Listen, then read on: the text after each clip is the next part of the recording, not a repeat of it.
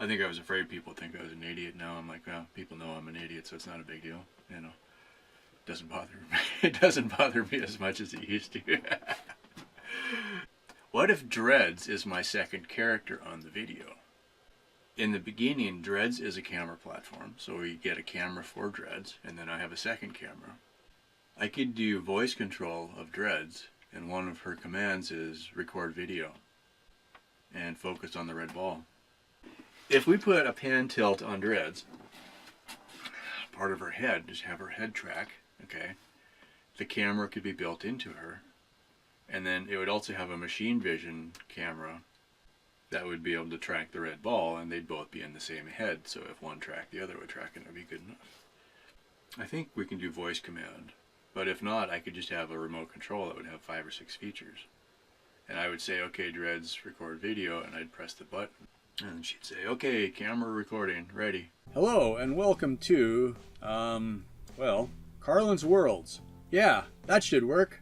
I'm a wanderer, a tinkerer, sometimes a nomad, a military veteran. I do things differently. There will be tinkering. I have a motorcycle, a truck, and a school bus. I live off-grid, so there will be some solar, batteries, inverters, and maybe even some wind. It blows. And that's all I can fit into about 30 seconds. Oh, and please, if you like any of this, it would be really awesome if you could subscribe and click that notify bell.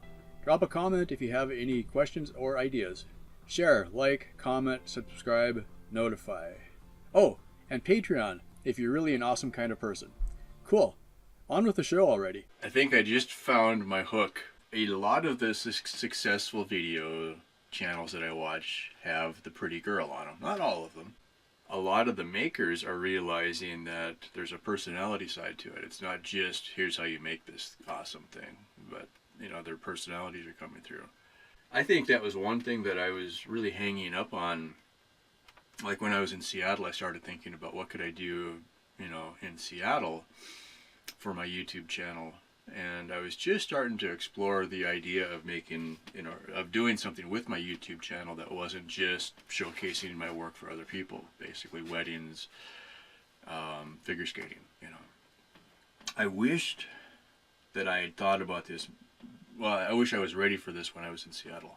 I don't know that I could have done a lot with it, but if I would have understood it a little more then, and my biggest problem in Seattle is, this was exactly my point, I think, was I was trying to figure out, could I be a camera operator and have somebody else in the videos, right? 'Cause I didn't want to be on camera.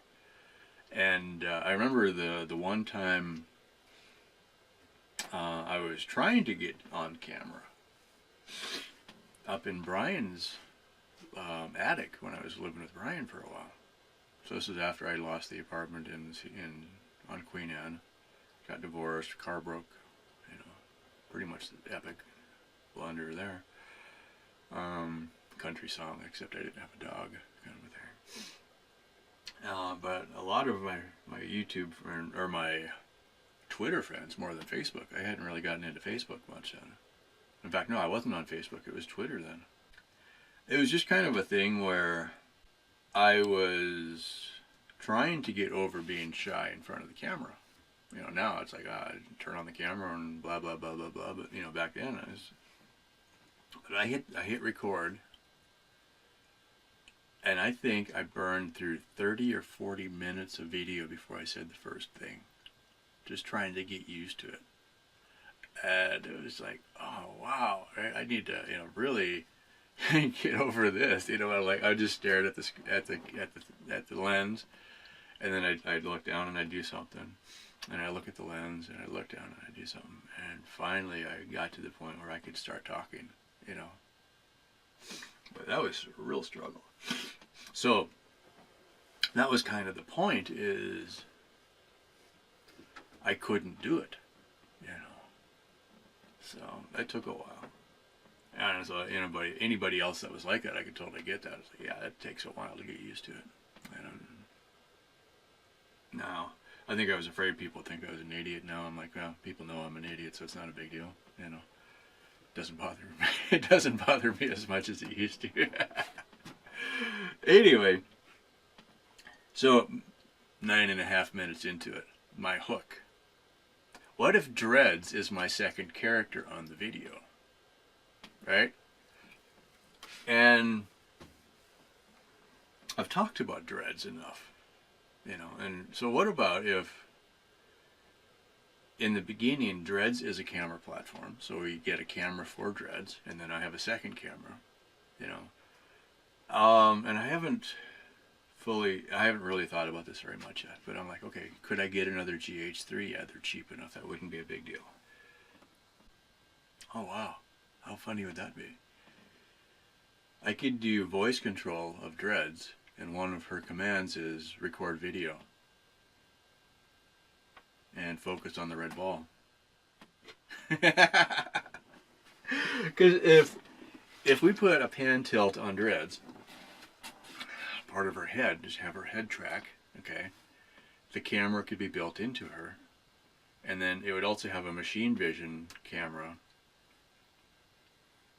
that would be able to track the red ball, and they'd both be in the same head, so if one tracked, the other would track, and it would be good enough.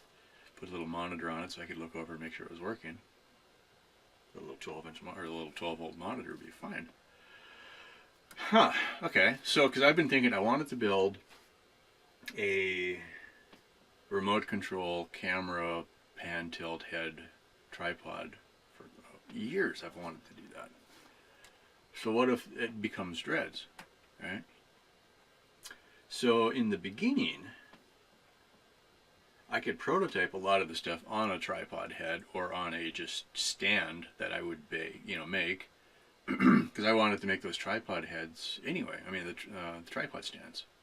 Oh wow, yeah, okay.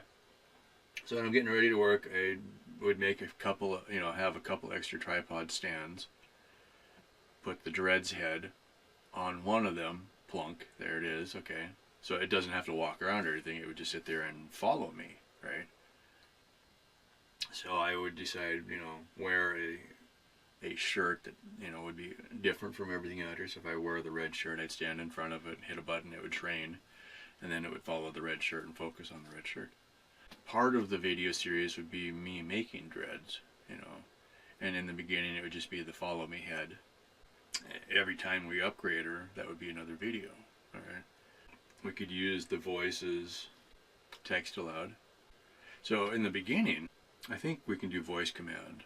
But if not, I could just have a remote control that would have 5 or 6 features. And I would say, okay, Dreads, record video, and I'd press the button. And she'd say, okay, camera recording, ready.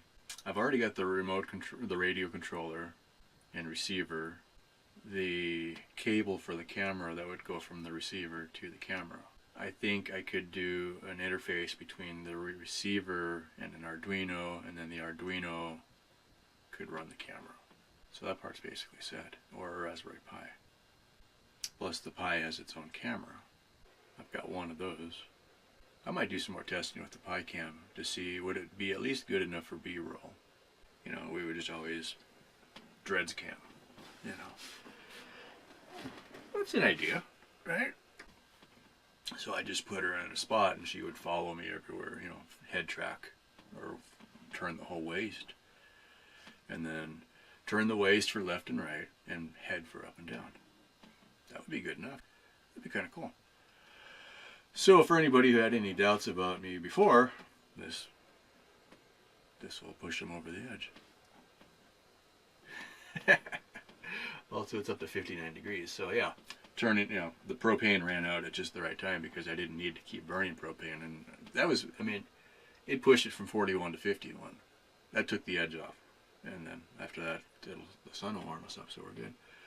Looks like a nice day. I'm seeing some broken cloud cover, but a lot of blue sky. It should be a nice warm day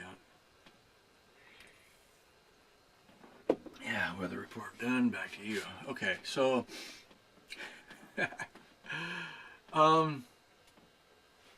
yeah, I think, in the beginning, I could have pre-programmed a bunch of different commands.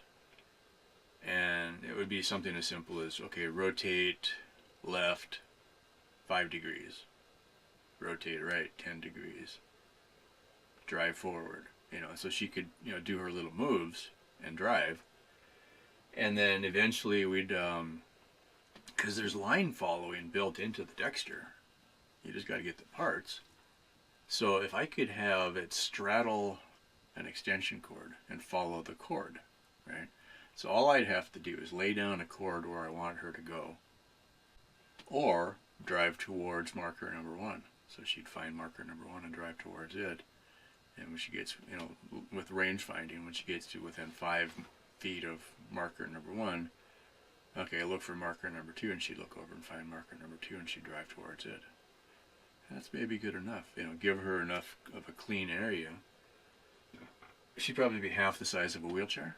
Would be fine out here, I think. And then most of this is probably open enough and flat enough that it could drive around. All right, good enough. All right. Because I was thinking last night, one of the projects I kind of want to start on is, could I just make a stick frame of how big I want the dreads to be, and then stick the styrofoam head on top of it just for a representation, right? And yeah, it's like, I keep thinking, it's like, Dreads doesn't need a chair to sit in. That's just retarded. Why would she need a chair, right?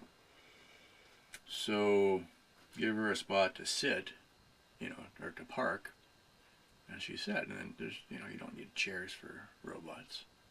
That's kind of stupid. Because I've always thought of her as being about 5 feet tall. Okay. If she's 4 feet tall, she's eye to eye with me in here. And then 5 feet tall would be towering over me. Okay. If we break, there's a small temptation to make her smoking hottie robot. Right?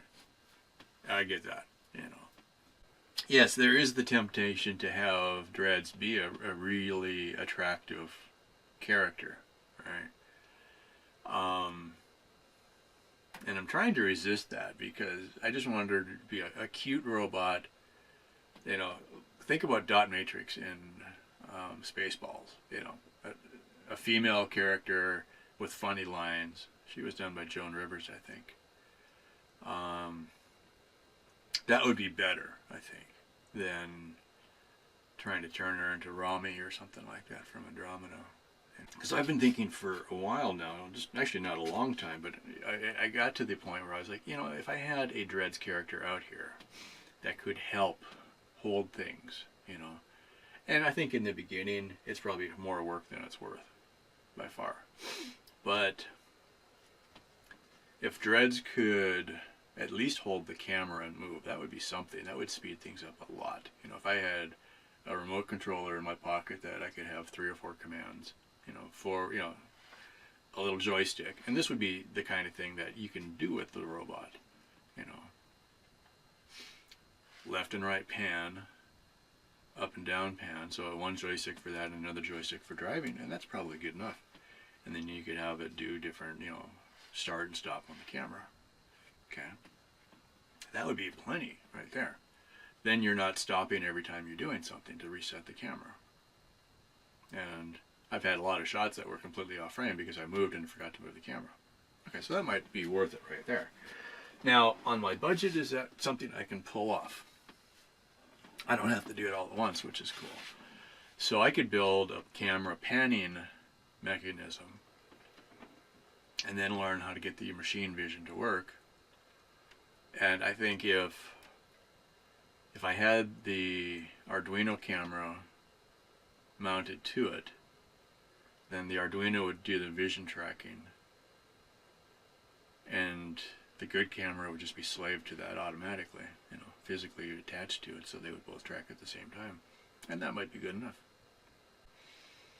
And through Arduino sketches, yeah, if the camera, say if the head could tilt or pan 30 degrees, 40 degrees each way, up or down, you don't normally need very much. Your head doesn't go up very high and down very high, so you give it a natural movement there. It would be funny to give it head tilt to compensate for being on crooked ground. Just a clever little hack. Rotate the whole head sideways. Okay, now you're level. Because you've got 6 or 9 9 degrees of freedom. There's gyros and accelerometer kits that are single chip now, so she would know her tilt, so she could compensate. That would be easy enough to do. Okay, so you build it off as the skeleton first, and then you start building bodywork as you go, and the bodywork is probably cheaper than the skeleton. All right, probably vacuum forming kind of a thing. Okay. The first time we saw C-3PO in episode 1 was perfect. He wasn't quite finished. He couldn't see, so Anakin looks around. Oh, I'm sorry, here's your eye. Plops it back in. Oh, thank you, that's much better. That was such a mind job when you realize that Darth Vader was, as a kid, created C-3PO. That's just awesome. You always wondered, after the fact, did they ever recognize each other? Did they never acknowledge each other? I don't think. It would have been interesting if Darth Vader would have said something to C-3PO. Damn it, I made you. I don't think he ever did. Anyway, I don't know if it's 13 seconds. Is it awesome, or is it creepy, or can I get it somewhere in between? Well, that's about it. Thank you so much for watching. Yeah, that should work. Cool. I do things differently. Oh, and please, if you like any of this, it would be really awesome if you could subscribe and click that notify bell. Drop a comment if you have any questions or ideas. Share, like, comment, subscribe, notify. Oh, and Patreon if you're really an awesome kind of person. Thank you so much for watching.